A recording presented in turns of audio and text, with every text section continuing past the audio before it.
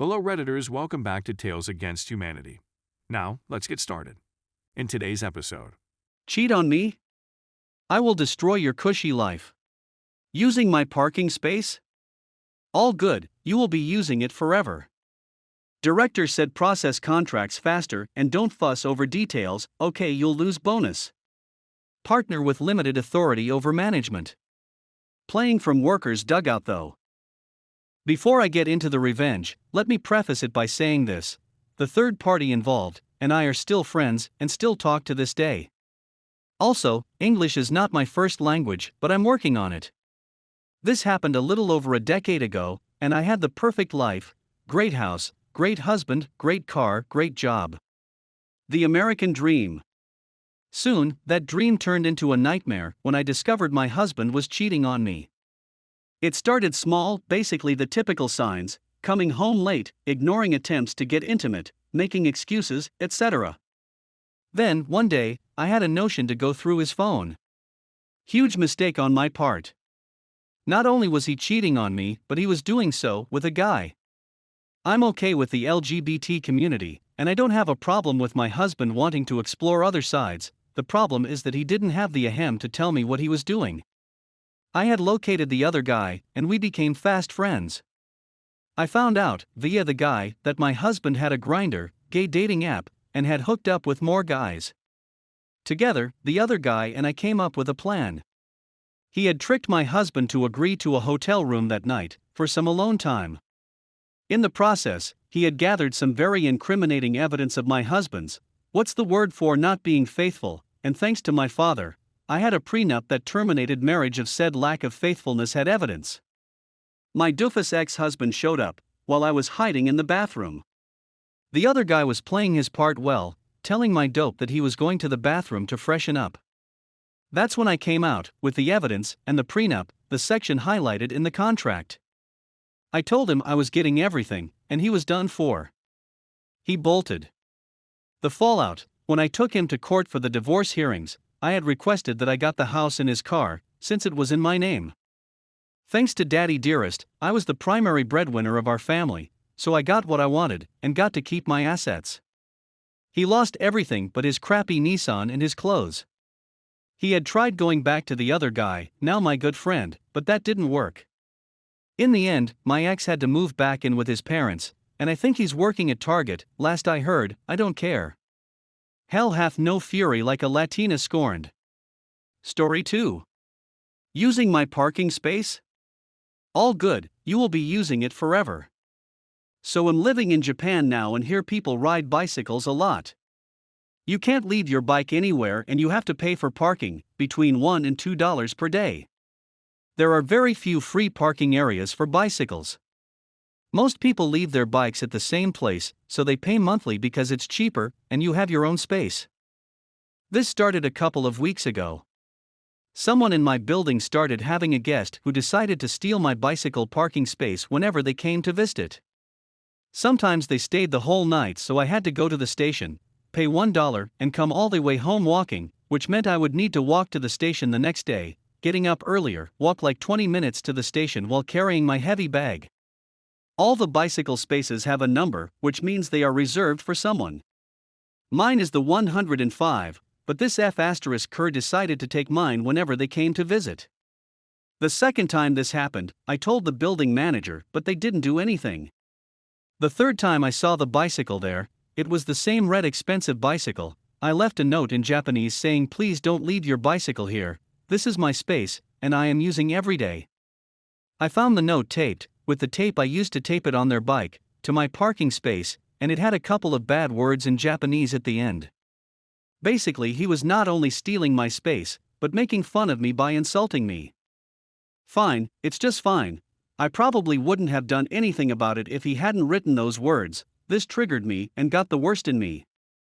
This person did it again a couple of times, so I knew this would continue. I was thinking about buying another bicycle, a better, more expensive one I could use to go on cycling trips, so a good chain/luck was needed anyway. I bought one of the thickest they had at the store and decided to try its efficiency. I locked his bicycle next time I saw it there. It hasn't moved for the last 7 days. There were two notes. The first one was a very aggressive one, with more bad words and threats about going to the police, which I don't care. Let's go that way, buddy. Second note days later was an apology, and they begged for me to unlock the bike because they tried to break it, but they couldn't. I guess he has learned his lesson. I'm pretty sure he won't do it again, but I just want to enjoy this feeling of victory a couple of days more. I will free it in 2 to 3 days, I guess. Edit. Thank you very much for the awards, the support, and all the comments. You guys are amazing. In order to keep my name out of any legal issues, I changed parking lots. It is not as close as this one, but I could come back in a month or two, and I would be getting a new space, so it would be okay. I left a tiny and very discreet note saying I will free his bicycle in exchange of $100. I wanted to ask for more, but probably he wouldn't pay it. I wrote tape the bill under the seat. I will wait a couple of weeks. If he doesn't pay, I will take it out at night, as far as possible from the place, steal his seat, cut the brakes and tires and all the other small pieces I can get or destroy. I can't steal the bike and dump her somewhere else because he locked it, so I would need to carry it. The lock I got is the thickest and one of the most expensive in the bicycle shop. You can't cut it with normal tools because the thing is as thick as my finger. I'm pretty sure you need some kind of industrial tools to cut it. It would be easier to cut the parking device because the metal is thinner there. Story 3. Director said process contracts faster and don't fuss over details. Okay, you'll lose bonus. Initially had this story in r/malicious compliance, but came across this subreddit through comments. I work with a federal contractor responsible to buy or bundle hardware, software, etc. any government organization needs and review the contract in terms of financial viability and legal clauses. In other words, ensure we make money and we are legally covered. The contracts range from $5,000 to $40 million. Last year our company went through a reorganization, i.e., fire people and give more work to people still left with the company while paying us peanuts. We are a small company with less than 200 employees and trying to retain our government customers while big companies like Amazon Cloud will replace us in less than 10 years. The government customers love working with us because this is the only thing we do and treat the customers better than big contractors who don't care. They laid off 30 people from my team of 50. So now 20 people do the work for 50 people at the same salary. We are paid by the month and not work hours, and we don't get sales bonuses, important in the story. I have a habit of reviewing everything carefully and spending hours on each contract, even one that just makes us a few $1,000s. Government vendor selection process is slow, and they are very risk-averse, so a lot of customers start at a few $1,000s and end up in an 8 or 9-figure contract if everything goes well. Since people were laid off, I was struggling with the work volume, and as a result, contracts were piling up. The sales director, i.e., different team, did not like me as I was slow and also catching any tricks the sales team tried to play by overpromising the customer or something shady. Government clients/customers loved working with me, the support I provided, and was truthful regarding our capability and our drawbacks. This was something else the director hated me for since he thought I am tanking sales.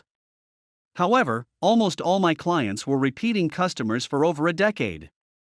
Example: sales wanted a school district to buy outdated Dell Windows laptops, while entire state was moving towards new cheaper Chromebooks. Schools don't have budget and whatever they buy stays for 5+ years. Sales were offloading expensive useless stuff to get better bonuses, and also charge customer nearly $1 million to provide IT support for faults arising from ancient hardware. During my conversation with the school district, I shared examples of state governments in the Northeast buying Chromebooks and saving money while future-proofing the hardware. My job was to get best quote to customer and develop trust to sign a 5 or 10-year contract. So, this school district bought Chromebooks which were 40% cheaper and had less than 20% of the previously quoted IT support cost. As a result, sales team lost a few $1,000s in bonus, but we brought this customer with us for a 5-year contract. The sales director got pissed as I was working on small contracts at a slow pace and reprimanded me in front of our manager. The manager did not care and did not defend me and asked, "Why don't you follow what the sales director says and stop fussing over small contracts?" I said small contracts turn into big ones, hence I should pay attention to them as well. Mistakes in small contracts could harm us if the contract becomes big. I am struggling at work because you gave me the job of 3 or 4 people. At this point he was shouting at me that I don't understand contracts. He has been doing this stuff for 5 years, and he makes more money in a month than I do in a year, so I should listen to him and not question him. This was a bit insulting as I live in a shared apartment and am struggling to make ends meet while he drives an expensive luxury car and just goes out on fancy lunches with government employees. I asked the sales director to send an email with a list of suggestions to improve my work. He rudely complied and said, "Can you not even remember what I just said in the meeting?" His email said, "Do not review contracts less than $100,000 and trust sales team that due diligence has been done." I replied by copying my manager in the email that this could create liability in the future and want him to confirm again that the sales team will do financial and legal compliance themselves for the small contracts, and I need to stop revising small government contracts below $100,000 with no exceptions unless told otherwise. This was gold. Cue malicious compliance. Instead of 2 hours, I spent 10 minutes on small contracts, and voila, backlog cleared, and I am home by 6:30 p.m.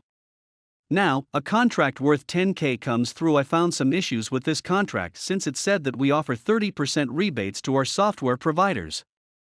This was something we stopped doing 5 years ago, and now we just offer software providers a 5 to 10% rebate on contracts. Also, I knew the government client recently got a massive budget and was on a spending spree, part of my job. There is a high chance that this $10,000 customer will become a $100 million, and the 30% rebate means we have to give $30 million on top of the usual cost. But I remembered what the sales director said. Why don't you follow what the sales director says and stop fussing over small contracts? So 10 minutes later I email, "No issues detected based on compliance check by the sales team." As I mentioned, government contracts are slow. No one cared / raised the 30% rebate issue since it was just a $10,000 customer.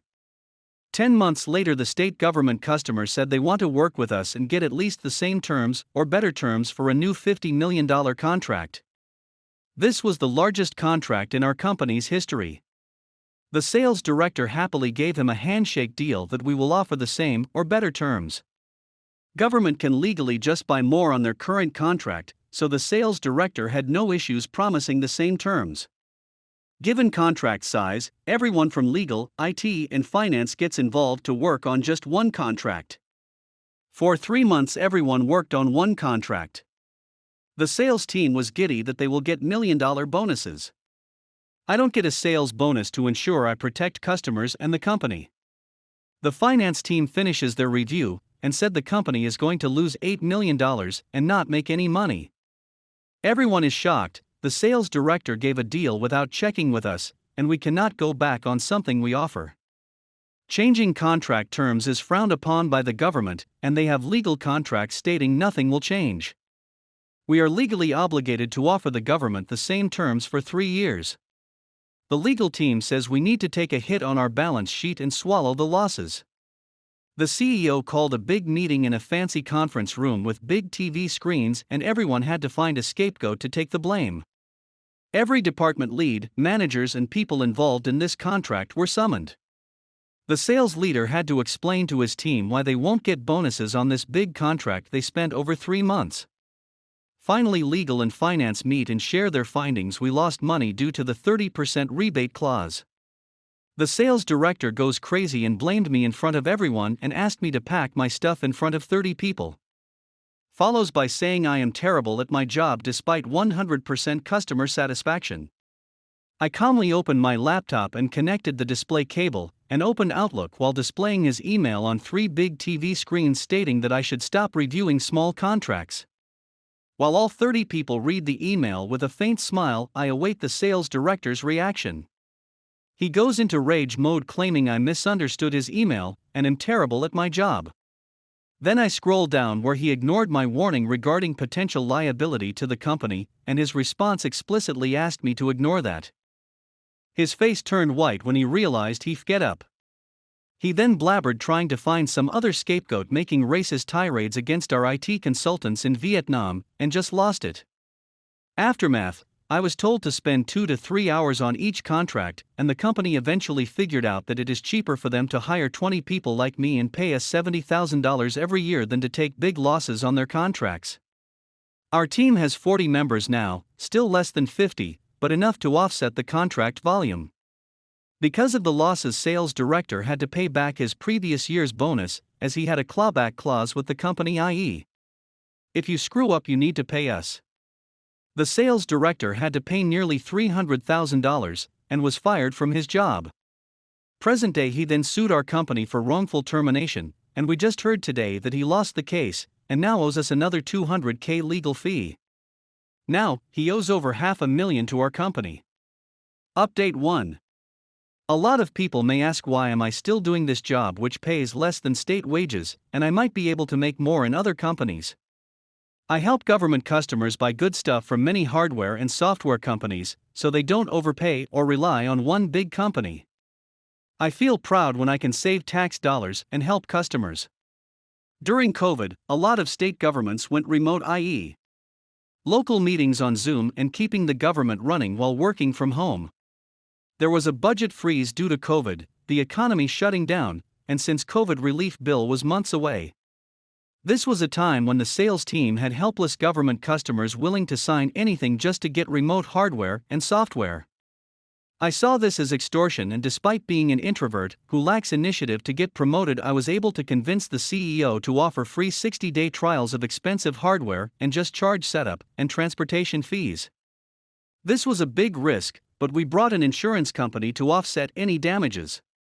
I convinced the CEO that this is the time for us to show we are partners with the government, and it was an emergency.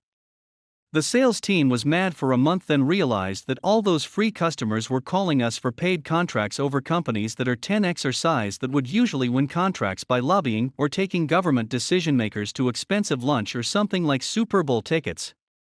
I legally cannot disclose the exact government entity by name, but can vaguely say that some entities in the state government of New York and the state government of Florida were both using this trial program during the first wave of COVID.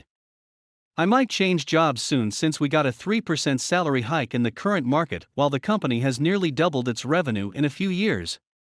Update 2. I just remembered another story that made sales leaders hate me even more. This is during the COVID wave when we all were working from home, and I was getting used to Zoom. We had a telecom contract with a state government during COVID, and everyone joined a Zoom call to discuss the contract. The sales team was increasing this customer's telecom bills from $60,000 a month to $300,000 a month. I objected that increased calls during COVID are not high enough to justify such a big price hike, and we should increase the bill to $100,000 a month. This was enough to cover the cost and even improve profit margin %. But the sales team started laughing and saying, if the customer can pay more and is ready to pay more, why am I being so vocal? Leadership asked me to shut my mouth and proceeded with a $300,000 contract. So I started working on other stuff and minimized the Zoom app. I don't end Zoom calls myself, as the meeting admin ends it. Everyone said bye, nice meeting you all, and I naively assumed the call ended. I vented my frustration by saying these salespeople are like wolves when the country is going through shitty times. A coworker sent a chat message a few minutes later that everyone heard what I just said. No one complained or confronted me, but this offended them. Also wanted to add, all sales team members are not like this. Almost all the new sales reps are eager to learn from everyone and not pushing stuff but talking to customers. However, new sales reps mostly handle small or low priority contracts. Any big contract gets automatically transferred to sales leadership. Make sure to like and subscribe for more interesting stories.